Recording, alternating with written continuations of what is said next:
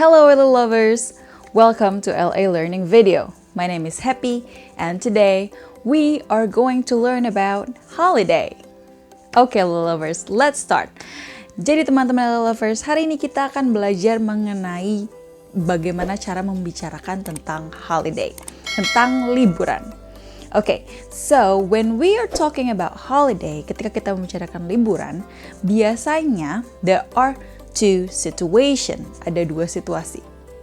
The first is talking about a holiday plan, yaitu rencana liburan. Berarti liburannya akan terjadi di masa depan, right? And the second situation is when we're talking about a holiday experience, atau pengalaman liburan. Berarti liburannya sudah lewat dan terjadi di masa lalu, right?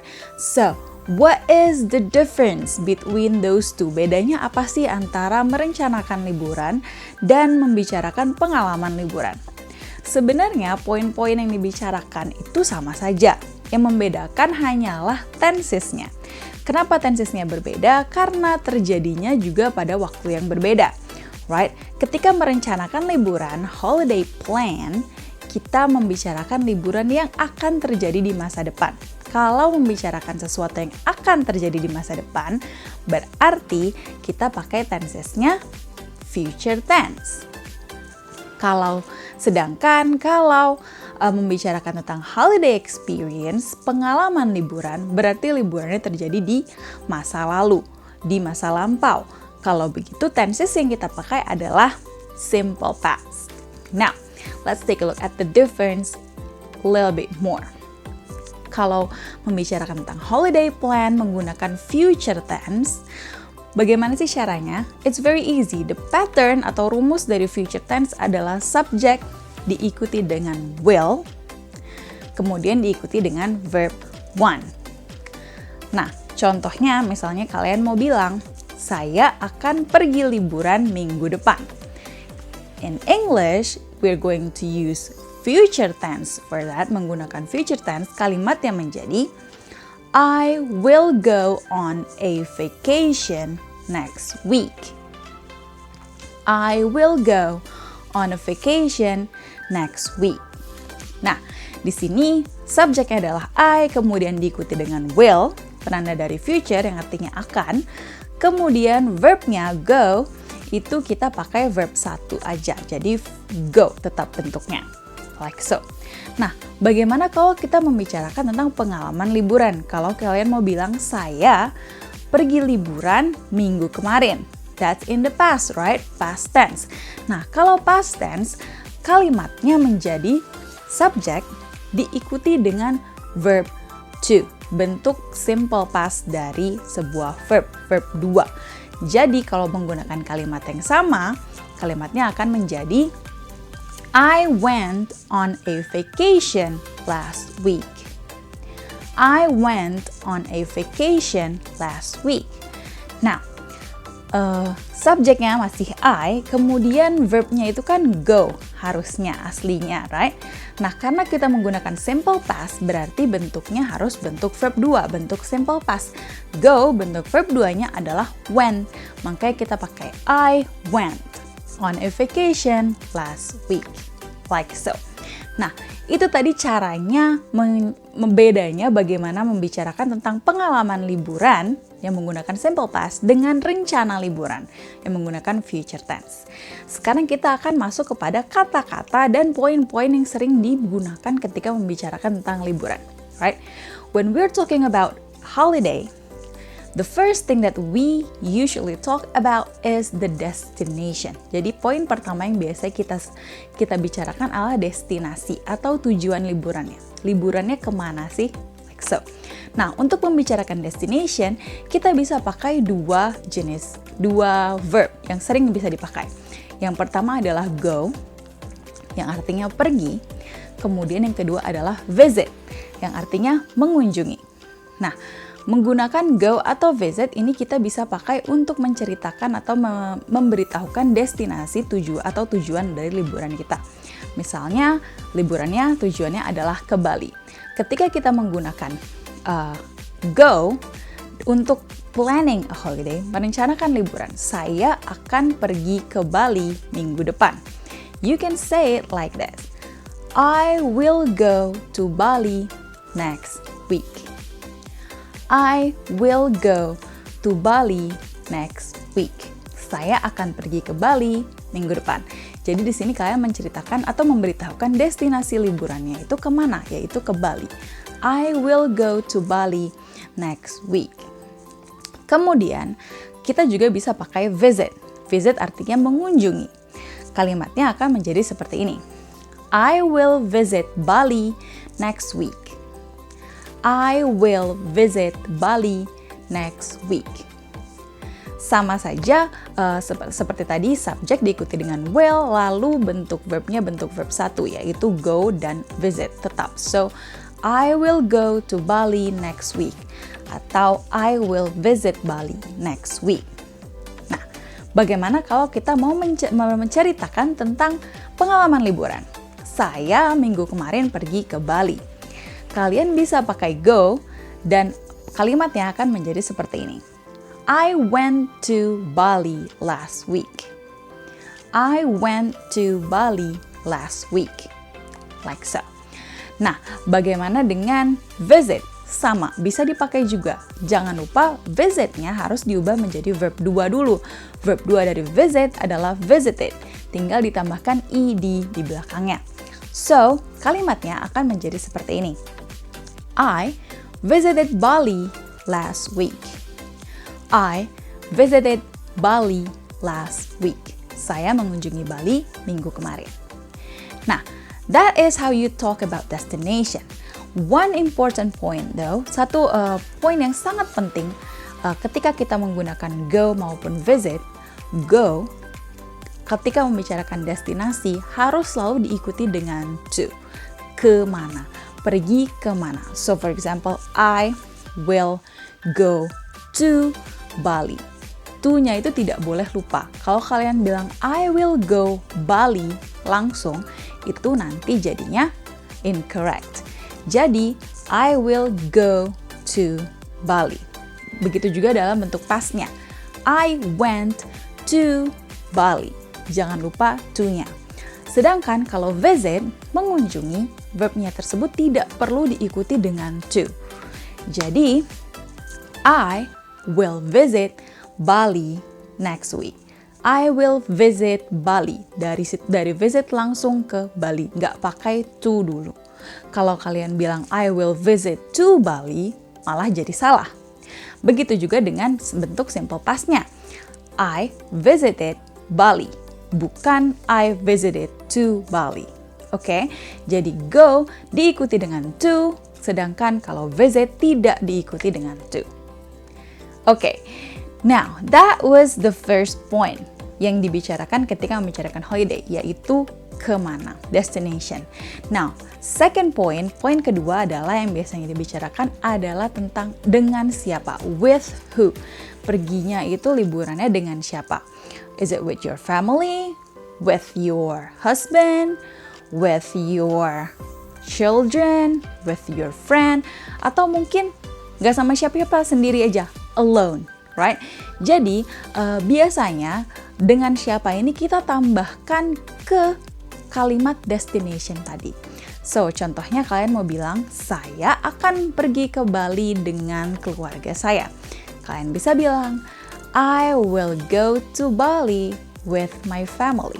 Atau, I will visit Bali with my family. Begitu juga dengan menceritakan pengalaman liburan. Tinggal ditambahkan dengan siapanya di belakang kalimat destination tadi. Contohnya, saya kemarin pergi ke Bali sendirian. I went to Bali alone. Atau, I visited Bali alone. Seperti itu, hello lovers. Oke, jadi poin kedua adalah dengan siapa biasanya kita tambahkan ke kalimat tentang destination tadi. Oke, very good. Now, selanjutnya kita akan membicarakan poin ketiga, yaitu berapa lama. How long? berapa lama sih liburannya, berapa lama sih menetap di sananya. Biasanya misalnya kalian pergi liburan ke Bali. Berapa lama sih kalian menetap di Bali itu? 3 hari kah, 5 hari kah, 10 hari kah, like that. So, ketika membicarakan tentang berapa lama menetapnya, kalian menggunakan verb stay. Stay artinya menetap. Jadi, misalnya kalian mau bilang, saya akan menetap di Bali selama 5 hari. So, you can say it like this. I will stay in Bali for 5 days. I will stay in Bali for 5 days. Saya akan menetap di sana selama 5 hari. Begitu juga kalau kalian menceritakan tentang pengalaman liburan. Gunakan verb yang sama, yaitu stay. Tapi bentuknya berbeda, bentuk verb to.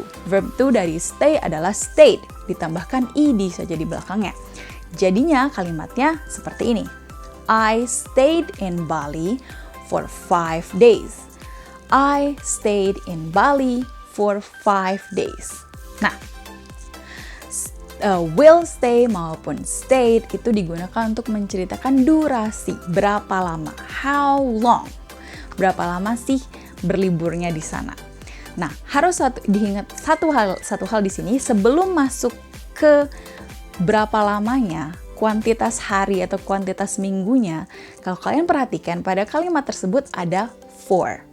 For di sini artinya bukan untuk, tetapi artinya selama. Jadi sentence yang tadi I will stay in Bali for 5 days. Saya akan menetap di Bali selama, for itu adalah selama 5 hari.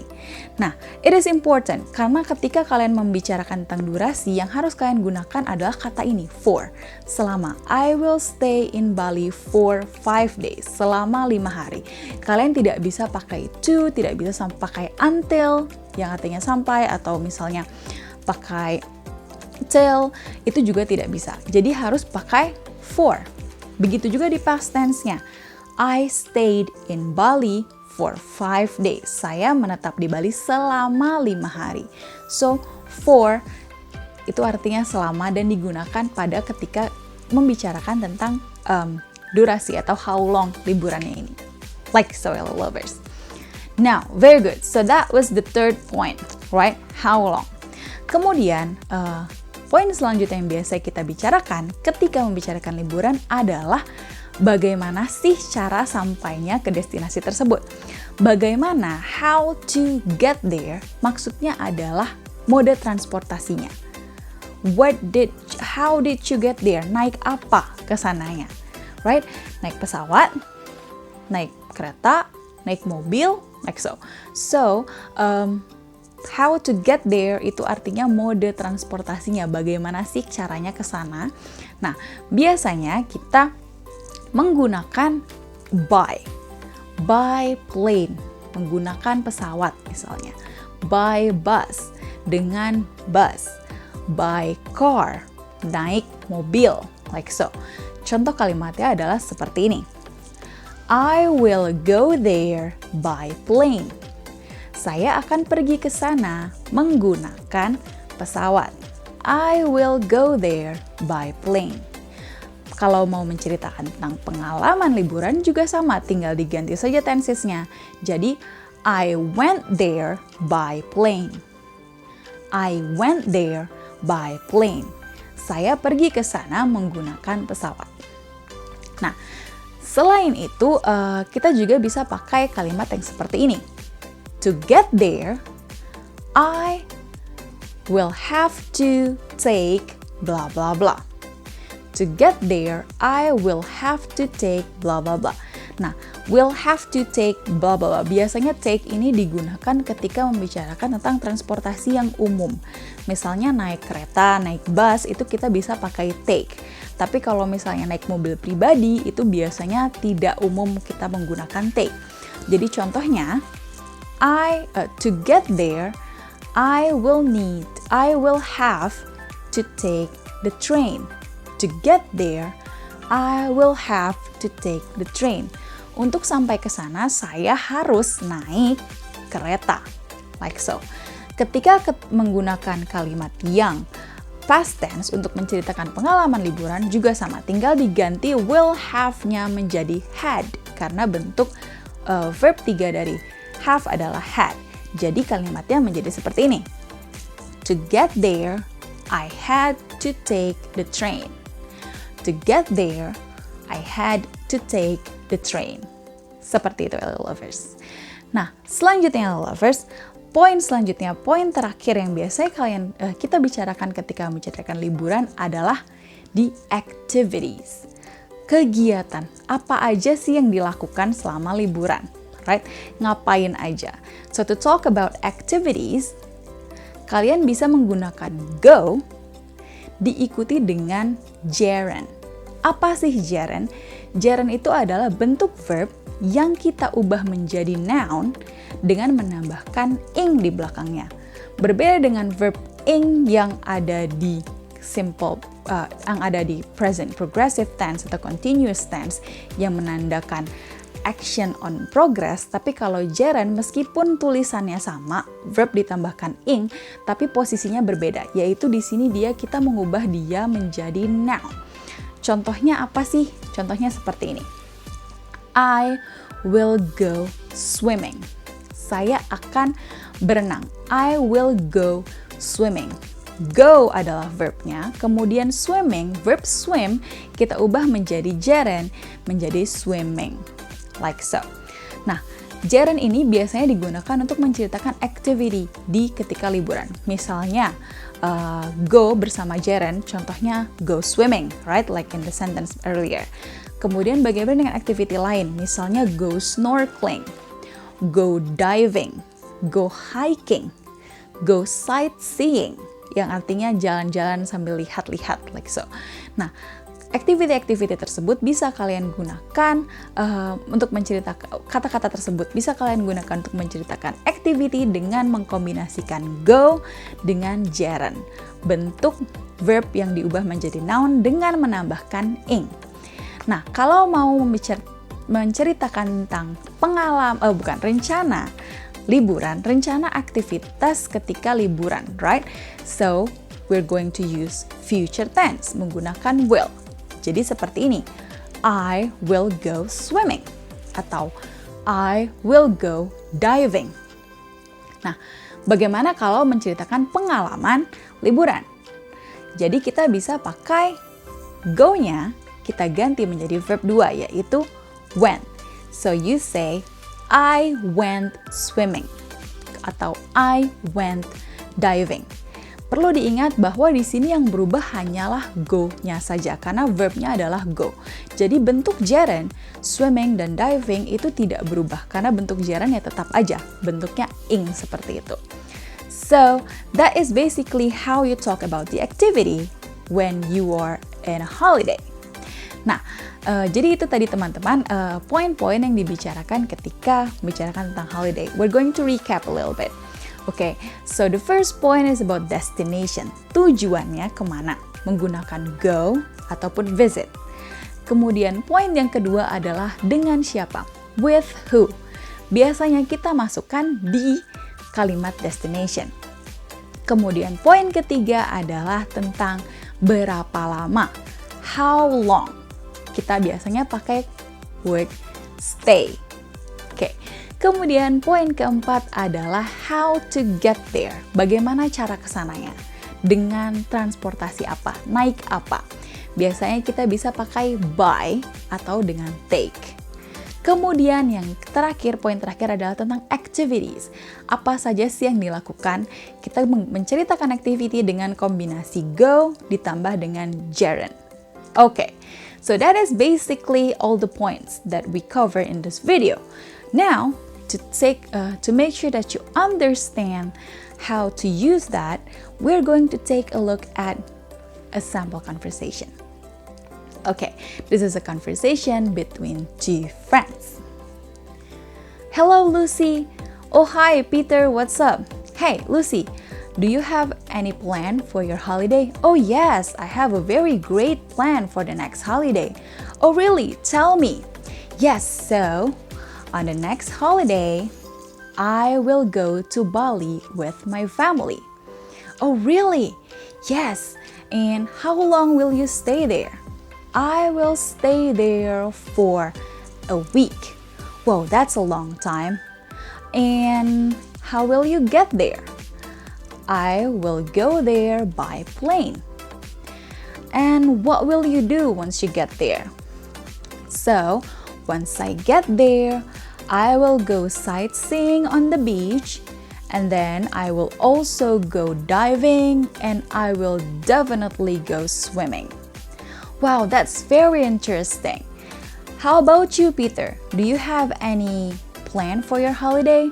Well, unfortunately, this holiday I have to stay home. Oh, that's too bad. Yeah, it is. I have a lot of work to do, that's why I can't go anywhere. But you used to go somewhere really far for your holiday. That's true, like last year when I went to Wakatobi with my friends. Oh, that's right, you went so far to Wakatobi. And how long did you stay there? I stayed there for 10 days. Wow, that's a really long time. So how did you get there? So to get there, I had to take the plane, and then I had to take this small fisherman boat. Wow, that's very interesting. I'm pretty sure it's a very beautiful place. It is. So what did you do when you were there? So when I was there, I went swimming, I went snorkeling, and I even went hiking in this very beautiful track. Wow, that's a very interesting holiday. I really want to visit that place someday. You should put it on your holiday checklist. It's definitely in the checklist now. Okay then, Lucy, happy holidays. Happy holidays, Peter.